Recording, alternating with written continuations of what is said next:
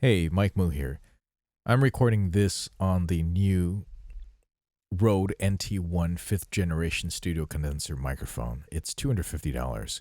And let me just first say that I am very impressed by what they have put together for $250. This is a very quiet microphone. Any hiss that you hear is actually the sound of my gaming laptop back there. So it is, of course, gaming laptops are known to be a little bit more loud, but I have this kind of pointed a little bit off axis, so hopefully it sounds okay. Now, what you're hearing here is a whole setting that I did where I basically copied the settings that I use for my Shure SM7B that I have over here. This one right over here.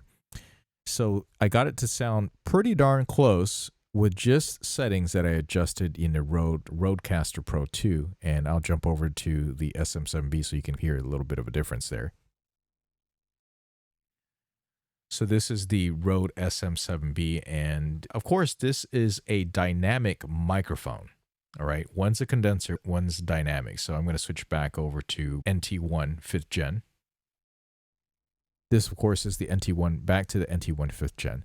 Now, my use case scenario is obviously for making videos and also for tutorials and for podcasting. So if I'm able to get something that I feel like sounds pretty darn good compared to my SM7B, then this is a big win. And I think it sounds pretty close for just tweaking some of the settings and copying some of the settings that I have on the SM7B right over here. So this retails $249, which comes with all of this and more. This is different from the previous generation in that I can take this and plug a USB-C cord in directly. So I don't need to have mic preamp at all with this because it has some cutting edge technology. They call it patent pending dual connect output. So it supports both USB-C and also the XLR output. Right now I'm using the XLR output, but I did test this with USB-C connectivity. And I also use the USB-C connectivity to my Mac. I connected it to my Samsung Galaxy, which it works, by the way. I just plugged the USB-C cord that came in, plugged it right in my Samsung Galaxy, and I was able to use the microphone. That's pretty crazy. Okay. So this is extremely low noise. I apologize for the handling noise that I have going on. I'm wearing a big jacket, and it is ruffling up against the microphone stand mount and the cable. But other than that, it is extremely low noise. It's even lower noise than the previous generation, which was amazing already.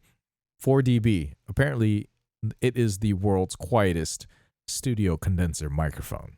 And I believe it. It really is amazing. Okay, so for $250, the big thing is that it's got the world's first 32-bit float digital output. That means you're going to have a really difficult time clipping this on so many levels, literally levels. You will be able to keep just about everything that you're recording within level at 32-bit because you can always adjust it after the fact, and that is pretty amazing. Unfortunately, I don't know how well this will work off of course, the Mac, because it says basically on PC, or at least the software that they have. I'm sure on a Mac you could do it too. I haven't tried it yet to adjust and try the different levels. Generally, what I'm doing is I'm not doing a whole lot of yelling in my videos anyways, or tutorials. So it features ultra high resolution up to 192 kilohertz analog to digital conversion. Basically, it has the really same good quality stuff that is found in the Rodecaster Pro Mark II. Right. So it's got the onboard digital signal processing with the Aphex audio processing, and that actually is really simple to adjust when you download the app. And I believe it saves it and uploads it into the microphone for it to be set at whatever settings that you want. But you do need to download the Rode Connect app, and I'll show you the apps down below here in a second. Granted, I haven't used these too much. There are 3 different apps you can use. There's the Rode Central, Rode Connect, and Unify. When you first plug it in, it's going to ask you to update the firmware in order to configure the settings on there. And apparently, it says right here, these settings persist in order to be used with your digital audio workstation or other audio software. So That means when I have all this stuff tweaked in here and stored using the Rode Central and also the Rode Connect app, I think the Rode Central is definitely going to persist. It will stick with it no matter where else I plug it in, so that even if I don't have a computer with Rode Central or Rode Connect on there, the settings will remain. And that's what I expected. I wish they also had a phone app, since I can connect it via USB-C in order to do that. But hey, maybe it's coming. All right. You got the Rode Connect app, which obviously works with this, which allows you to connect up to 4 Rode USB microphones. That is very key. Basically, you can go on the road or wherever it is you want, and as long as you can connect 4 of these microphones, okay, to the computer, it will handle each of these individually. That's amazing. That's not something you can do with just about any other USB microphone set other than what Rode has. Okay, so not only the Rode NT1 5th Gen, but also a few of their other microphones that will work together with it. I think there's a whole list of it. I think the NT Plus, NT1 Plus, or no, the NT Mini and the Mini Plus will work with it. And that is pretty awesome. That's not something I see myself necessarily doing, but the fact that I could do that is amazing. And for $250 too. So for this, you not only get the microphone, you get the shock mount, you get the pop filter, you also get the cords, and you don't have to pay extra for that. You get all this stuff right here. See? All this right here. And the microphone cable that it actually comes with, the one that I have is actually red, which I thought was pretty cool. Helps it stand out here. But I got the US version. So it came with all this stuff right here, and the cables are sufficiently long. I think at least a couple of meters. So they really didn't skimp out on any of this stuff for you. Plus, when you register it, you get another 10-year warranty to go with the microphone. That goes true with, I think, all their microphones, most of their stuff. Yeah, I'm going to give this an easy thumbs up.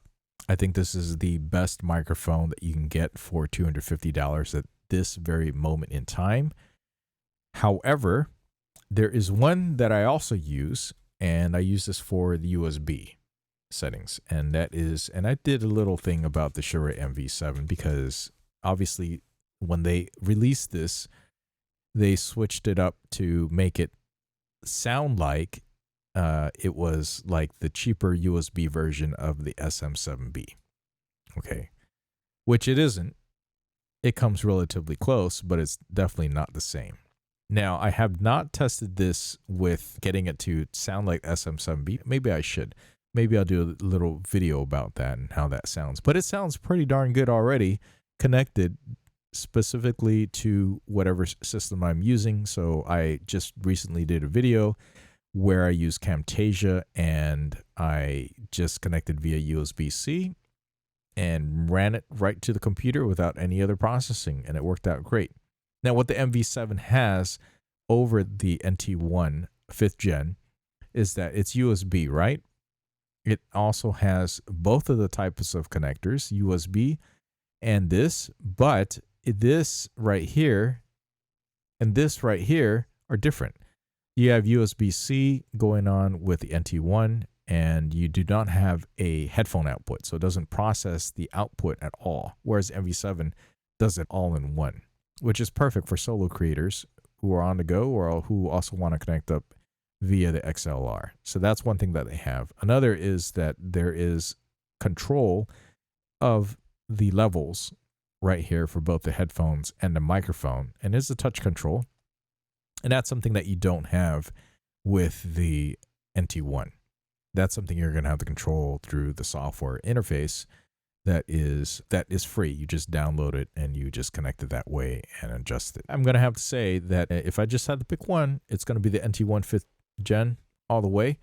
However, if I am just traveling and want something a little bit more lightweight, that sounds pretty darn good, MV7 is not a bad choice. They both run roughly the same. I just think that the NT1 5th Gen gives you better value and arguably, and I'm going to go with this, better sound too. All right, so that's it for this short video demonstration. This is back to the SM7B. It does sound a little bit different with the same settings, but of course this is a dynamic microphone. And I'm glad that I have both of these. I think they're going to both sound really great. I'm going to use the SM7B here in this particular scenario most of the time because it is a dynamic microphone and it does reduce the background sounds that I'm around just based on the proximity and the way the condensers work. Whereas the NT1 has almost no noise. 4 decibels is not something that's going to be really perceptible or perceivable, especially in a nice quiet environment. So if I want that extra dynamic range, I need to get really low, really high, 32-bit. Can't beat it. Can't beat it. It's the first one. Hopefully the first one of many that's going to come in the industry, but they're the first. So right now, they're the best. Links down below. You can get this just about anywhere. I checked Best Buy, they didn't have it. There's anywhere they sell Rode gear and equipment, eventually they'll get it. But for right now, I'll have an Amazon link down here, and it comes in 2 different colors. There's the black and the silver one. I went with the black one because I already have an NT1A that is silver. This one right here, that's like a silver rose gold. And I don't want to get the 2 of them mixed up in any way. I just want to be able to tell at a distance what they are. All right, that's it for this video. Please give it a subscribe for more, and I'll catch you in the next one. Thanks for watching.